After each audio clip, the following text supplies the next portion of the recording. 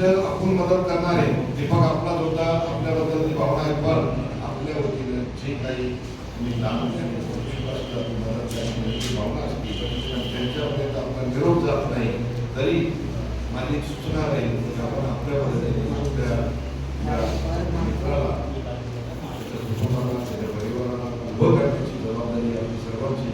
त्यासाठी आपण आपल्या पद्धतीने जी होतावी मदत करण्यासाठी करू. तसेच आता आपण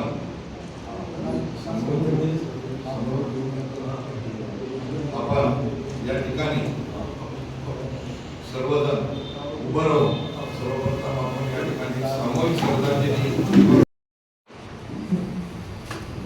आता आपण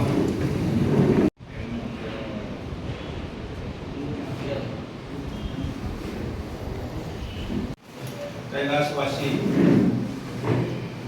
स्वर्गीय दीपकरावजी उत्तमरावजी सोळंके हे आपल्यामध्ये नाही, म्हणजे हे खूप मोठं दुःख आहे. कारण दीपकचा स्वभाव अत्यंत मनमिळावू, कधी लेखणीचं त्यांनी भाग कोणाला दाखवले नाही.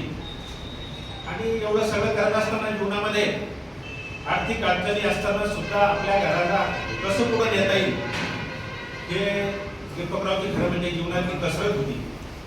आणि ती कसरत पूर्ण जवळजवळ झाली होती. खरं म्हणजे त्यांचं घर जवळजवळ रेडी झालं होतं आणि अक्षय तृतीयेला त्या घरामध्ये आनंदानं सगळ्या कुटुंबाला जायचं होतं, खूप मोठा आनंद होणार होता. परंतु मध्येच हा आनंदाचं रूपांतर दुःखात झालं. खऱ्या अर्थाने दीपकरावांना श्रद्धांजली अर्पण करायची, तर त्यांच्या कुटुंबाला मदत करण्याचं काम सगळ्यांनी जवळजवळ बऱ्याच जणांनी सगळं हाताने सुरू केलेले ते चालू ठेवावं. त्याचबरोबर दीपकरावचे ज्या काही अपेक्षा आहेत त्या कशा, त्यांचे विचार कशा पूर्ण करता येईल ही आपण काळजी घ्यावी. आणि मी माझ्या वतीनं दीपकरावची जी मुलगी ती कोणत्याही वर्गाला असेल, पहिलीचं पुढचं शिक्षणाची फीची सगळी जबाबदारी मी माझ्या वतीनं उचलतो. पीजी पर्यंत, पीजी ते आपलं केजी ते पीजी पर्यंत जे काय असं नसतं सगळे फीची जबाबदारी मी माझ्या वतीनं त्या ठिकाणी दीपकरावच्या मुलीला उचलण्याचं काम मी करतो. अजून राहायला मुलगा कोणी एखाद्यानं मदत, ही जरी मदत झाली भरपूर, तर त्यांना खूप मोठा आधार त्या ठिकाणी भेटू शकतो. मी एवढंच बोलून माझी श्रद्धांजली अर्पण करतो आणि थांबतो.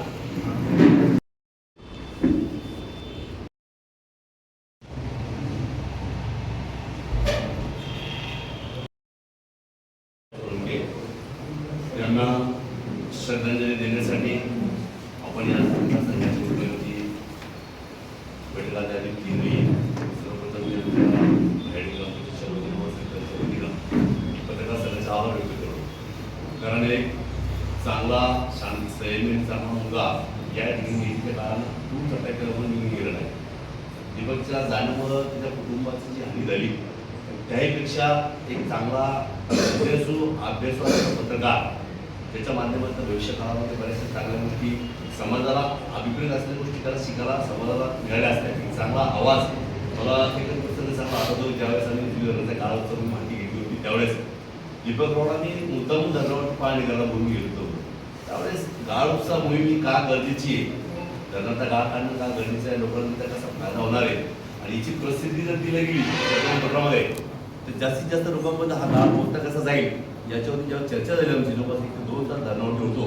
आणि सकाळच्या माध्यमातून खूप चांगलं काम दीपकरावांनी त्यावेळेस सुरू केलेलं होतं.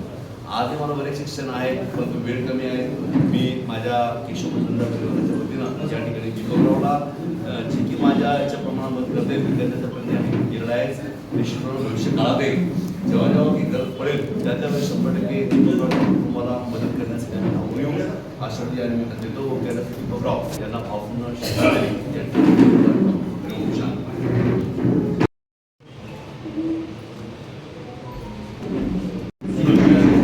दीपकराव उत्तमराव सोळंके हे आपल्यात नाही, परंतु मी सर्वप्रथम पत्रकार मंडळाचे आभार व्यक्त करतो की त्यांनी हा उपक्रम जो राबवला की एखादा गरीब कुटुंब अगर उजाड झालं तर त्यांना कशा प्रकारची मदत होईल हे पत्रकार मंडळच हे करू शकतात. त्यांच्या लेखणीतून व त्यांच्या जे सोशल मीडिया या माध्यमातून करत असतात. दीपकरावाबद्दल बोलण्यात जे गेलेले आहेत, जे ब्रीद वाक्य वापरलेले आहेत की असा जन्म लाभावा, देहाचा चंदन व्हावा, गंध संपला तरी सुगंध दळवत राहावा, तर दीपकरावाचा सुगंध अमर राहील. कारण की त्यांनी जे काम केलेले आहे व त्यांचे स्मित वाक्य किंवा स्मित भाषा व त्यांचा स्मित चेहरा हा केव्हाही त्याच्यासमोर एखाद्या याच्याप्रमाणे देवाप्रमाणे राहील.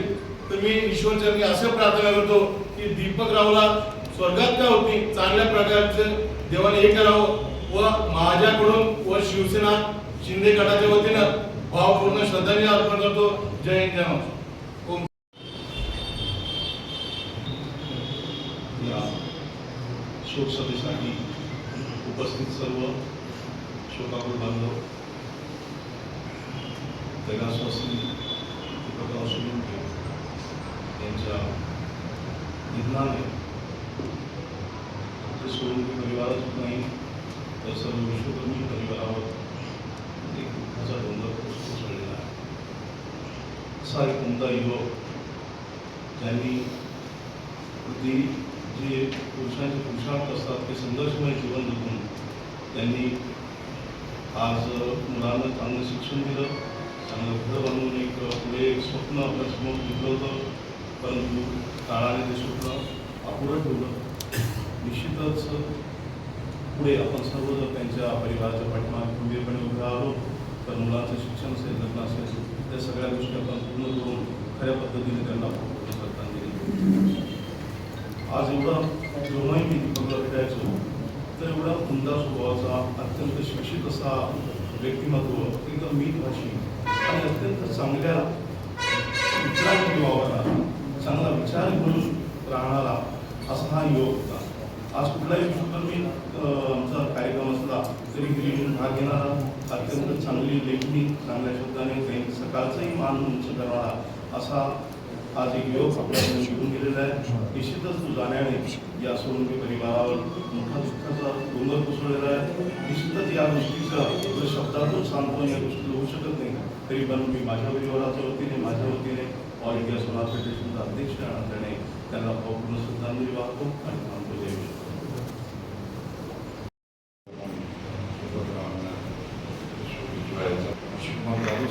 यांना विनंती की या ठिकाणी पुष्प अर्पण करून आपण दोन आजच्या या श्रद्धांजली सभेसाठी उपस्थित असलेले शहरातील सर्वसामान्य नागरिक, राजकीय कार्यकर्ते, पत्रकार, सर्वप्रथम दीपक सोळंके यांची जी घटना घडलेली आहे त्यावर कोणाचा विश्वास बसत नव्हता. मागणार पैसे वय नव्हतं, परंतु वेळ आल्यानंतर नाही समजत नाही त्याप्रमाणे त्यांचा जीव गेलेला आहे. सोळंके परिवारावर आज दुःखाचा डोंगर कोसळला. या दुःखामध्ये मी आमचं सर्व मंडळ सहभागी आहोत. भोकरदन शहरात मला तरी वाटतं पहिली सुसभा असतात एखाद्या छोट्या व्यक्तीसाठी, मोठ्यांसाठी आपण घेतलेलेच. त्याच्यामुळं ज्यांनी त्यांनी कल्पना सुचली, अत्यंत चांगली कल्पना आहे. जे निवेदन दिलं गेलं त्याच्यात असंही म्हटलं गेलं की आर्थिक मदत त्यांना मिळावी हाही त्याचा मागचा उद्देश आहे. मी माझ्या मित्रमंडळातर्फे 1/11 त्याची एक छोटीशी मदत सोळंके परिवाराला येत आहे, त्याचा त्यांनी स्वीकार करावा. तसेच दीपकरावांना 2 मुलं आहेत, एक मुलगा एक मुलगी. मागच्या वेळेस आम्ही मकरंजी अनासपूर यांच्या माध्यमातून पिंपरी जिल्ह्याला शिक्षकाचा असा दुर्दैवी अंत झाल्यानंतर आर्थिक मदत देऊन त्या मुलांची शिक्षणाची जबाबदारी ही नाम फाउंडेशनने घेतली होती. आपण तसा एक प्रयत्न करून पाहू. मुलं छोटे असल्या कारणाने नाम फाउंडेशनने घेतला आणि त्या मुलांच्या सर्व शिक्षणाची आणि पालनपोषणाची जबाबदारी घेतली तर आपला आजचा जो बैठक आहे ती आजची जी सभा आहे तिचा उद्देश सफल आहे असं मला वाटतं. यासाठी आयोजित पत्रकार जे आहेत त्यांच्यासोबत मी स्वतः प्रयत्न करेल आणि मला असं वाटतं की ते आपले प्रयत्न यशस्वी. पुन्हा एकदा मी सोलंकी परिवाराच्या दुःखात सहभागी आहे. एवढे बोलून माझी वक्तव्य संपवतो.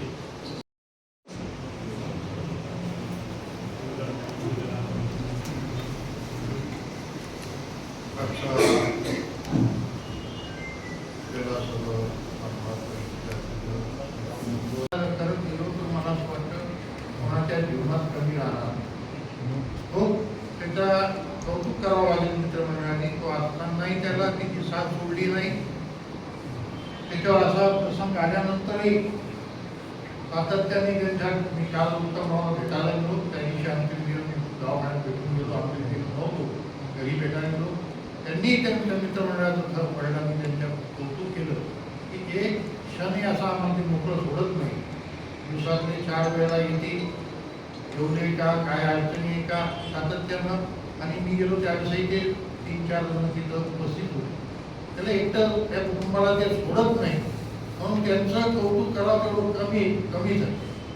दीपकचा त्याला बिचारायला जीवनात खूप कष्ट करावं लागले. बऱ्याच प्रसंगाला समोरही जावं लागलं. व्यापार करताना बिचाराने ते 2 व्यापारामध्ये प्रयत्न करण्याचा प्रयत्न केला. तर कुठं स्थिरावा लागला होता आणि त्याला या काळामध्ये झाला. आणि त्याला बरेच जण म्हणतात वय नाही, पण मला असं वाटतंय की हा वातावरण असं झालेलं आहे प्रदूषित की हा अटॅक कोणत्या वयात येईल. आधी आपल्याला 50-60 नंतर 50 नंतर अटॅक येण्याचे चान्सेस जास्त असतो. पण आता 20-22 वर्षानंतर तुम्हालाही अटॅक येऊ शकतो, केव्हा येऊ शकतो. तर आपण बसून बोलून बाहेर निघेपर्यंत ते काही घटना होऊ शकते असे आता वातावरण झाले. अशा प्रसंगात दीपक खरं तर त्याला 2 दिवसापूर्वी त्रास होत होता. पण त्याला त्यांनी अंगावर काढलं आणि ॲसिडिटी समजून त्याला त्याची जाणीव झाली नाही. पण त्याला वेळ आली ते कोणी काही करू शकत नसतं तसं म्हणायचं. त्या पद्धतीनं ते आज गेले. त्यांच्या जाण्याला खरंच त्याच्या कुटुंबावर फार उद्धट निर्माण झाली. काल भेटायला गेलो. त्यांची मंडळी ते कमी वय मुलं 2 लहान मुलगी. रवी साहेबांनी सांगितलं, रवी साहेब मी कालच त्यांच्या घरच्यांना सांगितलं की मुलगी माझ्याकडे शिकते. तेव्हा मी तुम्हाला विनंती करू त्या मुलीचं पूर्ण शिक्षणाचा मी कुठलाही काय घेणार नाही. तिला पूर्ण मदत मी करू देते. 12वीपर्यंत माझ्याकडेच आहे आणि पुढे ग्रॅज्युएशनला जर करायचं तर तेही माझ्याकडे होता. पण ती बाहेर जरी गेली तर तिच्या पूर्ण शिक्षणाचा मी काल संकल्प केला. आपण तिला मदत केली. अजून काही दुसरं करता आलं तर करा. आणि मी एवढे सांगेन की मला वाटतं दीपकची मिसेस DED करते आणि आपल्याकडे सर्वांच करते. DEDचं झाल्यानंतर तुम्ही DEDची त्याची फीसही घेणार म्हणून सांगितलं. मला सांगितलं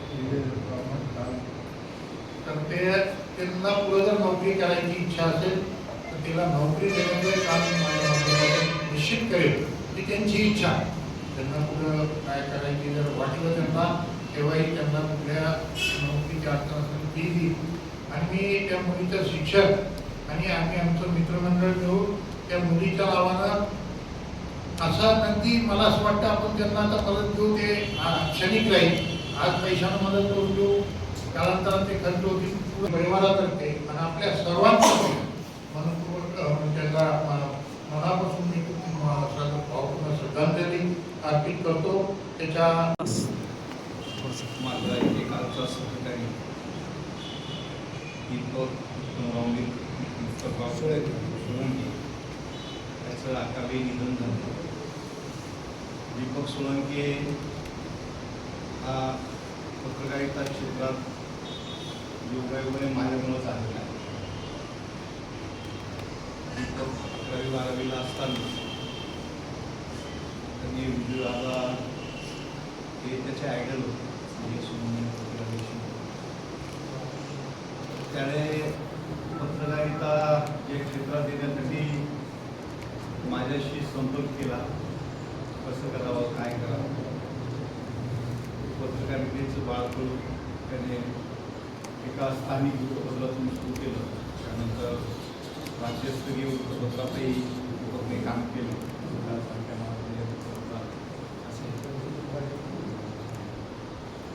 दीपक हा अत्यंत मनमिळाऊ स्वभावाचा, अत्यंत हळव्या मनाचा आणि कुणालाही इतका पत्रकारितेमध्ये नकारात्मकता भरलेली असते, पण दीपक हा इतका सकारात्मक विचाराचा, इतका अभ्यासू आणि संयमी असा पत्रकार होता. त्याच्या निधनाची जेव्हा बातमी कळाली, पत्रकार म्हणून त्याच्या बाबतीत खूप काही बोलता येईल. सकारात्मक पत्रकारिता करण्यामुळे अनेक त्याला संकटालाही सामोरं जावे लागले. पत्रकारिता करताना त्याने खूप चढउतार पाहिले, त्याच्या जीवनामध्येही खूप चढउतार आले, तरी तो डगमगला नाही. मात्र चांगले दिवस येत असताना काळाने त्याला आपल्यातून हिरावून घेतलं. दीपक गेलाय, मात्र दीपकच्या आठवणी, दीपक मागे मोठा परिवार सोडून गेलाय. वकिला शेट्टी फोन केला त्यावेळेस मला आज कार्यक्रम आहे म्हणून आबांनी मला सांगितलं होतं. रात्री 2-2:30 पर्यंत आवृत्ती सोडून घरी गेलो.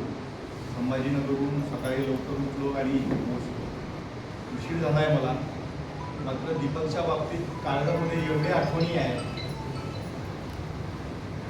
एवढं काही दाटून ठेवलेलं आहे की ते शब्दात येत नाहीये, ते मांडताही येणार नाही. एकेकाळी श्रीकृष्णासारखा दीपक माझ्यासोबत राहिला आहे. माझ्या तरी मी आता मला शब्द नाहीये. दीपकला भावपूर्ण श्रद्धांजली अर्पण करतो. भाऊ, मी त्याच्या शिक्षणाची जबाबदारी त्याच्या मुलाची घेतली आहे. दळवी साहेबांनी वेळोवेळी मदत केली. त्यावेळेस मागे दळवी साहेब काही संकटात असताना एकदा माझं बोलणं झालं होतं. त्यावेळेस आम्ही त्याने मलाही सांगितलं होतं की दळवी साहेबांनी त्यावेळेसही खूप मदत केली. आता खऱ्या अर्थानं तो नाही आहे, त्याच्यामुळे त्याला आपल्याला मदत करावी लागेल. सर्वजण आपण त्याच्या कुटुंबाच्या पाठीशी राहू. सगळे गणमाननीय व्यक्ती इथे आहेत. भोकरदन शहरातील अत्यंत प्रतिष्ठित लोक आहात, पत्रकार आहेत. आपल्याला शक्य होईल तेवढं आपण त्याला मदत करूया. आणि दीपकला मनापासून मी खूप खूप श्रद्धांजली अर्पण करतो. एक प्रकाशमान आपल्यातून निघून गेला आहे. त्याच्या कुटुंबाला जेवढी शक्य होईल तेवढी मदत आपण सगळे मिळून करूया. दीपकला भावपूर्ण श्रद्धांजली अर्पण करतो. माझे 2 शब्द संपवतो. त्यानंतर आदर्शराव दीपक पाटील मोरे,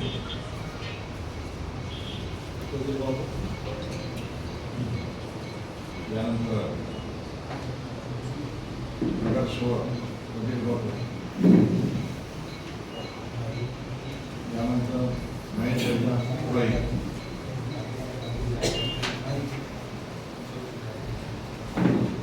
त्यानंतर राजाभाऊ साहने,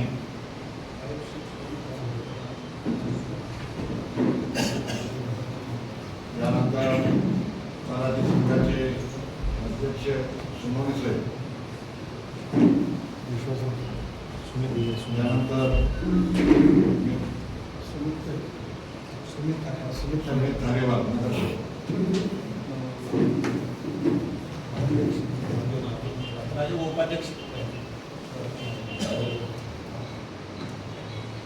तसेच या कार्यक्रमासाठी ज्यांनी पुढाकार घेतला तो शहराचे उपनगर अध्यक्ष नगरसभेचे आदरणीय राजेंद्र देशमुख,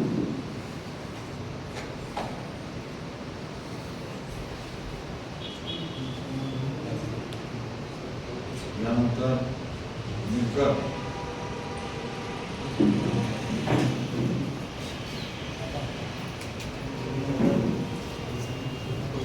त्यानंतर नगरसेवक पात्रे मामा,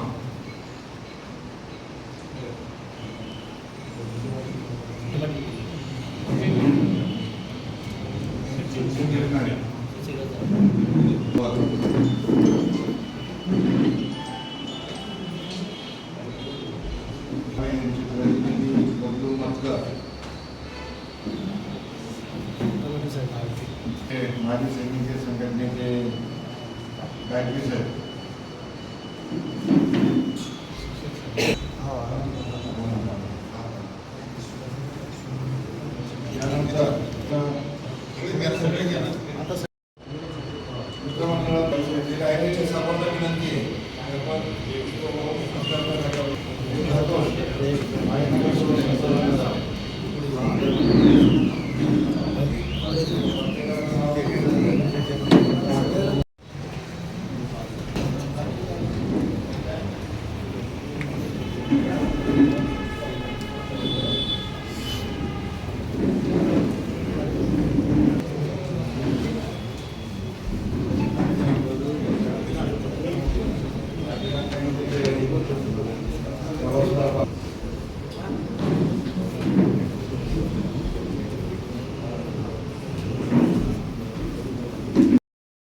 अनेक मान्यवरांनी या ठिकाणी भावपूर्ण श्रद्धांजली अर्पण केलेली आहे. मी अवघ्या 1 मिनिटामध्ये दीपकरावांना भावपूर्ण श्रद्धांजली अर्पण करणार आहे. कारण दीपकराव म्हणजे एक मितभाषी व्यक्तिमत्व आज आपल्यात नाहीये आणि सर्वच मान्यवर शहरातील या ठिकाणी उपस्थित आहेत. मदतीचा ओघ चालू आहे. मी दीपकरावांना भावपूर्ण श्रद्धांजली अर्पण करताना आमच्या विविध संघटनेचे अध्यक्ष पदाधिकारी यांच्यासोबत चर्चा करून नक्कीच त्यांना आर्थिक बाबीमध्ये काय सहकार्य करता येईल याचा प्रयत्न नक्कीच करणार आहे. मात्र आपल्याला ही अशी विनंती आहे की आपण मदत केल्यानंतर ती गोष्ट पब्लिश करू नये असं चुकीचं आहे मला तरी वाटतं. कारण आपल्यामुळे बाकीच्यांना प्रेरणा मिळणार आहे. आपण एखादी गोष्ट केल्यानंतर ती पब्लिक झाली पाहिजे, इतरांना प्रेरणा भेटून नक्कीच दीपकरावांच्या कुटुंबाला मोठा आधार मिळेल. अशा प्रकारचे आव्हान विविध क्षेत्रातील उद्योजक असतील, विविध लोकप्रतिनिधी असतील, शिक्षक संघटनेचे पदाधिकारी असतील, पत्रकार असतील, आता दिनभू असेल किंवा असे विविध माध्यम फाउंडेशन असतील किंवा असोसिएशन असतील आणि मेडिकल असोसिएशन आहे, जिल्ह्यातून सुद्धा ओघ या ठिकाणी येऊ शकतो. म्हणून आपण या ठिकाणी दीपकरावांना अधिकाधिक मदत कशी होईल याच्यासाठी प्रयत्न करूया. मी पुन्हा या ठिकाणी आमच्या संघटनेच्या वतीनं सर्वांच्या वतीनं दीपकराव यांना या ठिकाणी भावपूर्ण श्रद्धांजली अर्पण करतो आणि थांबतो. हरिओम. राजू